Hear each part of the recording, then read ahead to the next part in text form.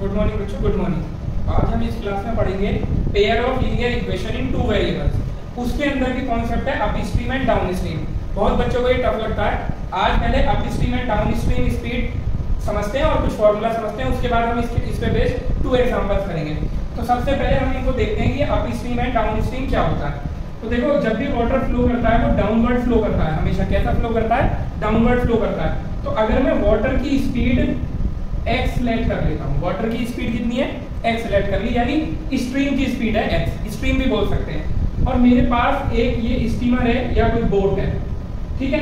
अब अगर ये बोट की स्पीड जो है, अपनी बोट की स्पीड, वाटर में नहीं, बोट की जो स्पीड है, तो बोट की स्पीड मैंने ले ली y।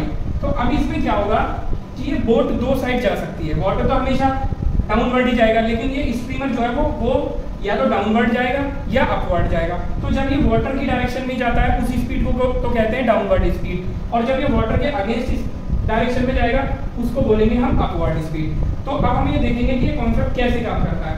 तो खुद ही देखो, जब मैं डाउनवर्ड स्पीड निकालूंगा, डाउन स्ट्रीम स्पीड, यानी जब वो स्ट्रीम की ही डायरेक्शन में चल रहा है, तो ऑब्वियस सी बात है y किलोमीटर पर आवर इसकी स्पीड है और x kilometre per our stream की स्पीड है। तो दोनों सेम डायरेक्शन में जा रहे हैं, तो दोनों का एडिशन हो जाएगा, यानी x प्लस y और किलोमीटर पर आवर आ जाएगा हमारा डाउन स्ट्रीम स्पीड जो है। जब ये स्ट्रीमर ऊपर जा रहा होगा, यानी वाटर के अगेंस्ट जा रहा होगा, स्ट्रीम के अगेंस्ट जा रहा होगा, तब इसकी स्पीड होगी अप स्ट्रीम स्पीड। तब उसको क्या बोलेंगे?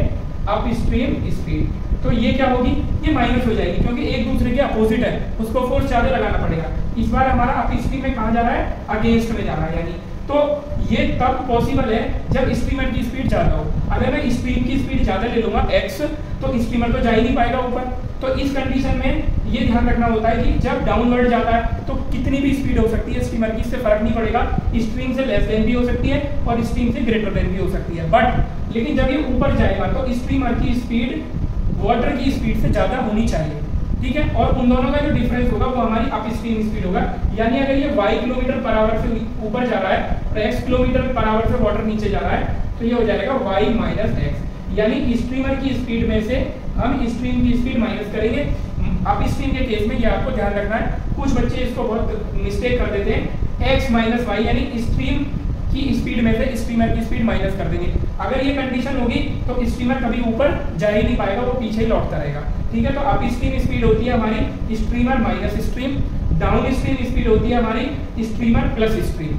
अब हम क्या करते हैं, इन कॉन्सेप्ट को देखते हैं। आपको 2 फॉर्मूले और ध्यान रखने, जो मैं लिख देता हूँ, जो आपको आते भी होंगे। Speed is equal to distance upon time, इनका हम यूज करेंगे, डिस्टेंस अपॉन टाइम।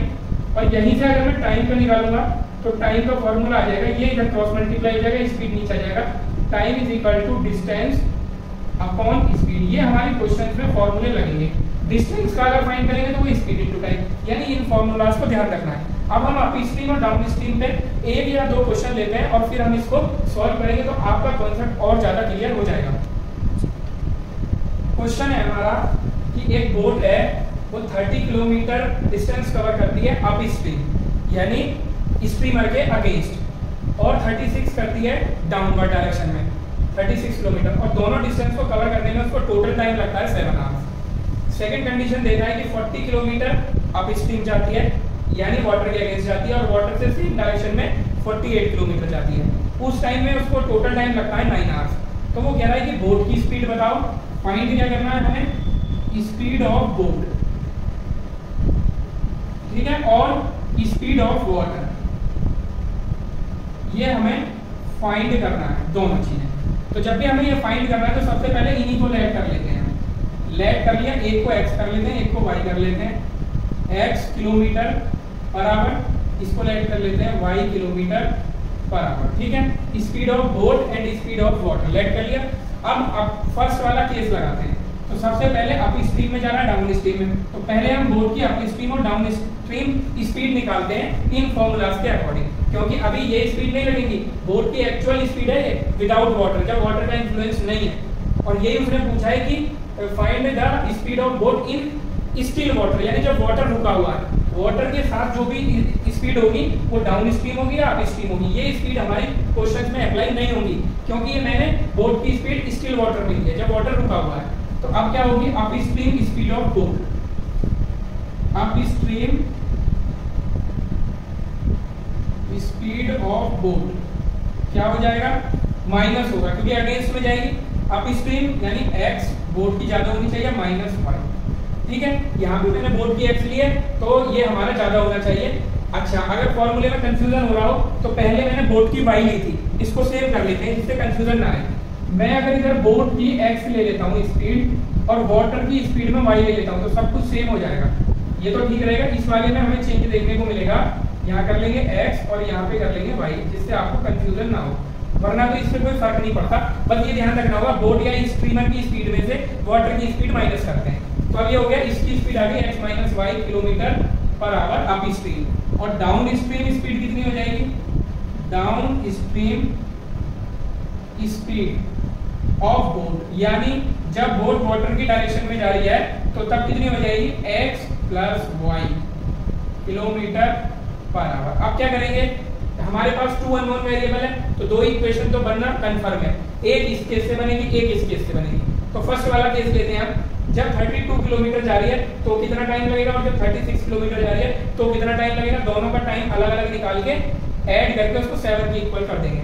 तो फर्स्ट वाले केस में 32 किलोमीटर जाने में उसको टाइम कितना लगेगा, for up stream time, up stream time, ठीक है, फर्स्ट केस के लिए। तो टाइम का फॉर्मूला मैंने निकाला डिस्टेंस अपॉन स्पीड, बार बार हम इसको नहीं लिखेंगे, डायरेक्ट हम इसको कर देंगे। टाइम का फॉर्मूला होता है डिस्टेंस अपॉन स्पीड। तो अप स्ट्रीम में कितना कवर कर रही है, 32, और अप स्ट्रीम की स्पीड कितनी है, क्योंकि डिस्टेंस अपॉन स्पीड आएगा, अप स्ट्रीम की है x माइनस वाई, तो ये टाइम हमारा लगेगा इतने आवर। और डाउन स्ट्रीम में कितना टाइम लगेगा उसको, डाउन स्ट्रीम में कितना टाइम लगेगा, 36 किया है इसने, तो डिस्टेंस अपॉन, और स्पीड कितना हो जाएगा, टाइम स्पीड कितनी है downstream, x plus y, तो ये टाइम लगेगा उसको इतने r। अगर मैं इन दोनों को ऐड कर दूं और 7 के इक्वल कर दूं तो फर्स्ट इक्वेशन आ जाएगी, यानी 32 upon x minus y plus 36 upon x plus y is equal to 7। ये हमारी फर्स्ट इक्वेशन बन चुकी है, ठीक है। अब सेकंड केस में सेम टू सेम यही लगाना है। अब स्ट्रीम टाइम, आपको स्ट्रीम टाइम कितना होगा, 40 किलोमीटर जा रहा है यानी 40 अपॉन, अब स्ट्रीम की स्पीड कितनी होती है हमारी, x माइनस वाई, इतने आवर्स उसको लगेंगे, ठीक है। इसके बाद आ जाता है हमारा down stream, down stream time कितना हो जाएगा, इस बार उसका 48 जा रहा है, तो यानी 48 अपॉन स्पीड कितनी हो जाएगी डाउन स्ट्रीम की, x प्लस वाई, इतना टाइम लगेगा। अब अगर मैं दोनों को ऐड कर दूं, ये टाइम और ये टाइम, तो इस बार कितना टोटल टाइम लगा उसको 9 आवर, दूसरी इक्वेशन ये बन जाएगी, यानी 40 upon x minus y plus 48 upon x plus y is equal to हो जाएगा हमारा 9। अब ये इक्वेशन 1 है और ये इक्वेशन 2 है, ये आपने सीखी हुई है सॉल्व करने के लिए। तो आप इन दोनों इक्वेशन को अगर सॉल्व कर लेंगे तो आंसर आ जाएगा। अगर आपको सॉल्यूशन भी देखना है तो मैं इसमें सॉल्यूशन भी कर देता हूँ। ये दोनों इक्वेशन आने के बाद मैं इस पार्ट को मिटा देता हूँ ताकि मेरे को सॉल्यूशन के लिए स्पेस मिल जाए। अब हम क्या करेंगे, इनको 1 अपॉन, इसको क्या x माइनस वाई को v लेट कर लेंगे, इसको u लेट कर लेंगे। तो लेट करते हैं 1 अपॉन x माइनस वाई को u लेट कर लो, 1 अपॉन x प्लस वाई को v लेट कर लो। तो ये जो इक्वेशन बनेगी हमारी, इसको मैं लिखता हूँ 32u plus 36v is equal to 7। दूसरी इक्वेशन क्या बनेगी हमारे 40u plus 48v is equal to 9। ये 3 हो गई, ये 4 हो गई। अच्छा, क्रॉस मल्टीप्लाई से करेंगे तो कैलकुलेशन थोड़ी बड़ी आएगी बट जल्दी से सॉल्व हो जाएगा। तो क्रॉस मल्टीप्लाई में क्या होता है, u is equal to minus v is equal to 1, ठीक है। इस पे मैंने वीडियो बना रखी है, आप देख सकते हैं। जब u के कोएफिशिएंट लिखेंगे तो u को रिटर्न कर लेंगे, ठीक है, और इसको जनरल फॉर्म में ले आएंगे। पहले इनको इधर ले आते हैं, इज इक्वल टू 0 कर देंगे, इधर इक्वल टू 0। जब u के कोएफिशिएंट के नीचे लिखेंगे तो 36 इंटू 9 माइनस दिस, यानी ये दोनों पहले माइनस का आएगा, तो माइनस का कितना हो जाएगा 36 इंटू 9, 9 6 जा 54, 5 मेरी 9 3 जा 27, 27 और 5 कितना हो जाएगा 32, ठीक है। माइनस फॉर्मूले का आएगा, इन दोनों का मल्टीप्लाई कितना आएगा, ये भी माइनस आ रहा है हमारा, तो कितना हो जाएगा 7 8 जा 56, 5 कैरी 7 4 जा 28 और 5 कितना हो जाएगा हमारा 36, ठीक है। माइनस वी के नीचे लिखेंगे तो वी को हिडन कर लेंगे, ये हिडन कर लिया, यानी 32 इंटू माइनस 9, तो यानी ये माइनस का ही आने वाला है, तो माइनस हमने पहले ही लगा दिया, कितना आ जाएगा 9 2 जा 18, 9 3 जा 27 और 1 8, ठीक है, माइनस, और अब देखते हैं इनका मल्टीप्लिकेशन कितना आएगा 40 इंटू 7, यानी माइनस का 280, 1 के नीचे क्या आएगा 32 इंटू 48 माइनस आ जाएगा 40 इंटू 36, इसमें से कॉमन लेके कुछ सॉल्व करेंगे तो इजी हो जाएगा हमारा। अब पहले इन दोनों को सॉल्व कर लेते हैं, ये हो जाएगा 336 माइनस 324, तो ये कितना रहेगा 336 और 324 2 और 1, यानी ये आ गया हमारा कितना 12 u upon 12 is equal to, ये कितना आ जाएगा 280, यानी minus v upon minus 8 is equal to, इसको सॉल्व करते हैं जरा, इन दोनों में से क्या कॉमन आ रहा है, इन दोनों में से देखते हैं हम, इन यहाँ से लेंगे तो कितना हो जाएगा हमारा 8 कॉमन आ गया, और इन दोनों में से लेंगे तो हमारा 6 आ गया, थोड़ा सा इजी कर लेते हैं इसको, तो ये कितना आ जाएगा 8 4 जा 32 और 6 8 जा 48 माइनस 8 5 जा 40 और 6 6 जा 36, समथिंग ये आ रहा है 1 अपॉन 8 कितना 48 इंटू ये आ जाएगा 32 माइनस 30, यानी ये कितना आ जाएगा हमारा 1 अपॉन 96, तो ये आ जाएगा u upon 12 is equal to, पहले इसको मैं इसके साथ दे रहा हूँ 1 अपॉन 96, तो u कितना आ जाएगा 12 8 जा 96, यानी 1 अपॉन 8, ठीक है, और ये माइनस से माइनस कट गया, v upon 8 is equal to कितना आ जाएगा 1 अपॉन 96, तो v कितना आ गया हमारा 1 अपॉन 12, ठीक है। तो अब हम क्या करेंगे, u और v की वैल्यू जहाँ पे हमने लेट किया था वहीं पे पुट कर देंगे, यहाँ पे पुट कर देंगे। अब मैं इसको इरेज कर रहा हूँ, आप इसका स्क्रीनशॉट ले सकते हैं ताकि मैं आगे सॉल्व करता हूँ, ठीक है। तो u आ गया 1/8, v आ गया 1/12, ये ध्यान रखेंगे बस। u और v कितना आया बच्चों 1/8 और 1/12, ठीक है।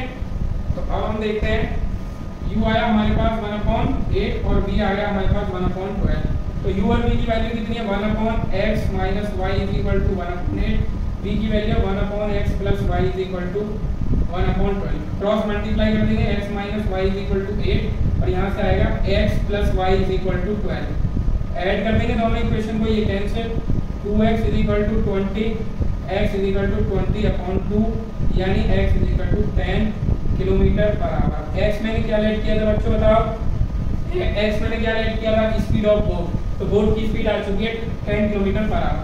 x की वैल्यू किसी भी इक्वेशन में पुट कर देंगे, यहाँ पुट कर दो x minus y is equal to 8 है, x की वैल्यू यहाँ पुट कर दो 10 minus y is equal to 8, तो y इज इक्वल टू हो जाएगा 10 minus 8, y is equal to 2 kilometre per hour, यानी जो वाटर की स्पीड है वो 2 किलोमीटर पर आवर है। लेकिन ये ध्यान रखना है कि ये जो स्पीड है ये वाटर में चलते हुए नहीं है बोट की, ये तब है जब वाटर रुका हुआ है। अगर वाटर चल रहा होगा तो बोट की स्पीड तुरंत 2 बन जाएगी, एक हो जाएगी अप स्ट्रीम और एक हो जाएगी हमारी डाउन स्ट्रीम।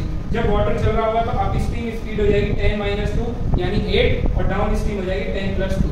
तो बच्चों ये था up stream and down stream का कॉन्सेप्ट। इसमें आपको ये फॉर्मूला ध्यान रखना है, डाउन स्ट्रीम में प्लस कर देते हैं, अप स्ट्रीम में माइनस कर देते हैं। तो ये पूरी अंडरस्टैंडिंग मुझे लगता है कि इस एग्जांपल से आपको हो गई।